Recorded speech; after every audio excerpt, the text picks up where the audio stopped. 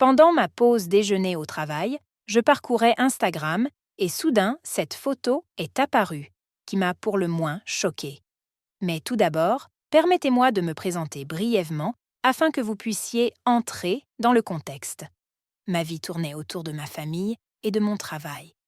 Mon mari, George, était un homme qui a toujours été très bon avec moi. En fait, quand nous étions jeunes, nous étions amis à l'université pendant des années avant de commencer à sortir ensemble. À cette époque, j'avais 34 ans, notre fils avait 7 ans et il a été une bénédiction pour moi car il a donné un sens très profond à ma vie. Ma vie était tombée dans un calme constant, mais peut-être trop monotone. J'avais l'impression que la plupart de mes journées étaient une spirale de répétition.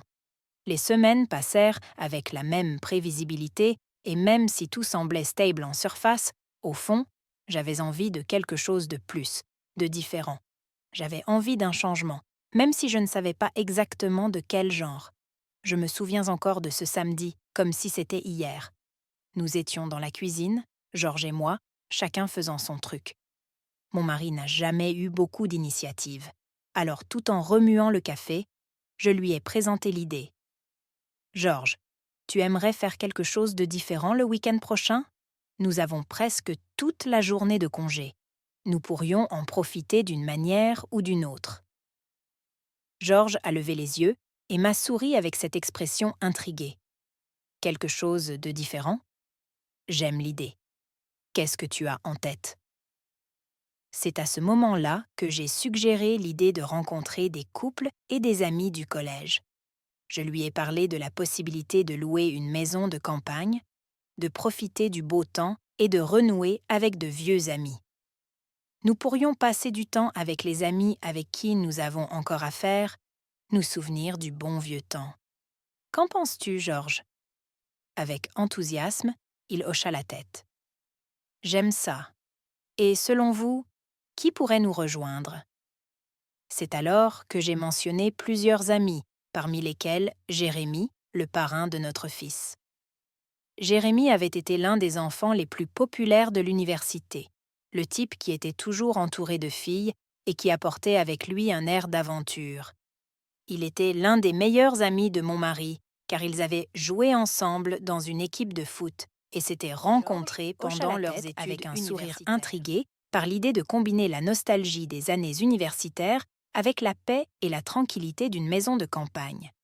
Et c'est ainsi que nous avons commencé à planifier ce qui allait devenir le début d'une histoire que je ne comprenais pas encore.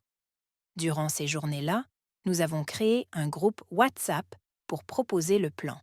Sur 12 personnes, 8 ont confirmé qu'elles allaient en venir, dont Jérémy et sa compagne. Au cours des semaines suivantes, tout a continué avec la routine habituelle, même si avec un peu plus d'encouragement, puisque le pont se rapprochait de plus en plus.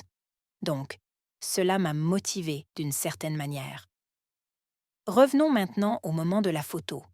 Cette pause déjeuner au travail, en glissant mon doigt sur Instagram entre photos de chat et même une photo de Jérémy est apparue. Mais attendez, ce n'était pas une photo normale.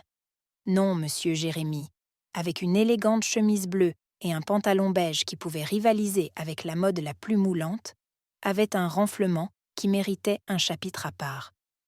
Mon expression était stupéfaite.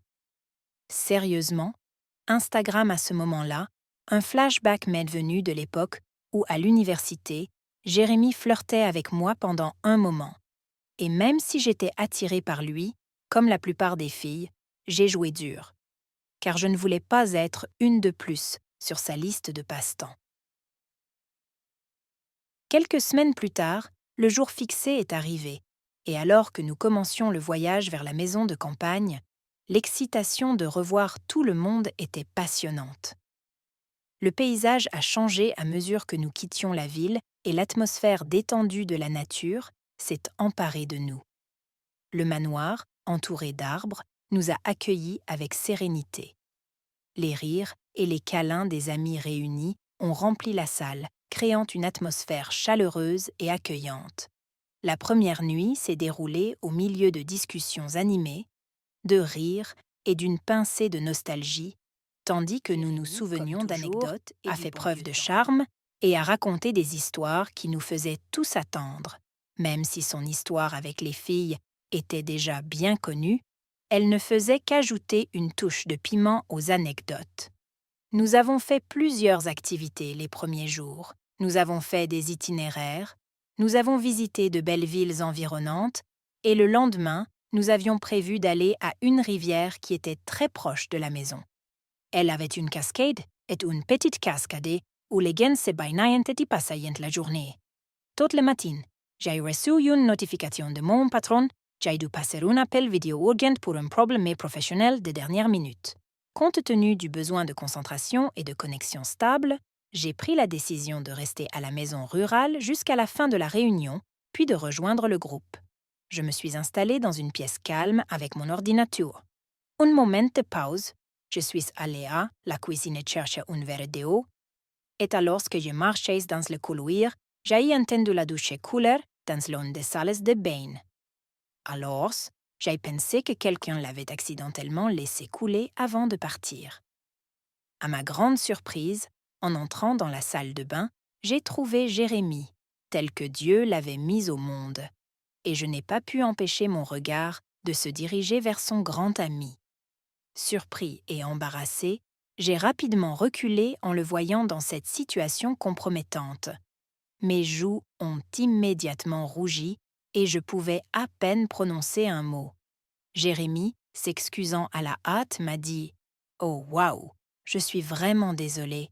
Je pensais que personne d'autre n'était à la maison. » Moi, nerveuse et essayant de cacher mon malaise, j'ai répondu « Non, ne t'inquiète pas, Jérémie.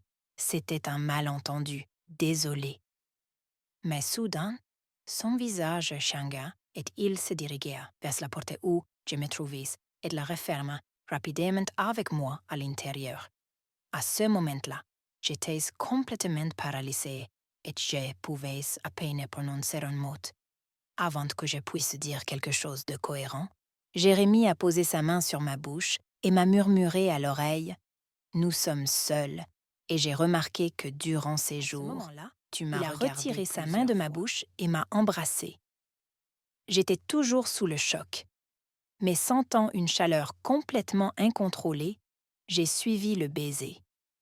Dans un moment de débauche, nous nous sommes laissés complètement emporter par la passion et mon désir secret pour lui.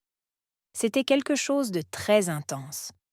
Après ce moment, Jérémie a rompu le silence en disant « Je suis désolée si je t'ai pris par surprise, mais je n'ai pas pu m'en empêcher. Il y a eu une tension entre nous ces jours-ci, et je pense que nous la ressentons tous les deux. » Encore abasourdi par ce qui venait de se passer, je lui ai demandé pourquoi il était resté à la maison. Il m'a répondu qu'il était allé en ville acheter le petit déjeuner, puis qu'il était passé prendre une douche rapide et qu'il était parti avec tout le monde. Plus tard, chacun est allé de son côté et à des moments différents pour rejoindre le groupe. Je n'avais pas envie d'arriver parce que je ne savais pas comment gérer cela et comment le cacher. Avant de pouvoir réfléchir froidement à ce que je venais de faire, mais je n'avais pas d'autre choix, j'ai donc passé toute la journée à porter des lunettes de soleil et essayer d'agir normalement. Jérémie semblait habitué à cela, puisque pendant cette journée, il parlait tout à fait normalement avec son partenaire et mon mari. Pour moi, cela m'a coûté beaucoup plus cher. Il y a eu un moment, alors que nous étions déjà rentrés à la maison rurale, que je me suis enfermée dans la salle de bain et j'ai commencé à pleurer, réalisant ce que j'avais fait et les conséquences que cela pouvait avoir. Après cette journée à la maison rurale, les semaines suivantes ont été très dures pour moi.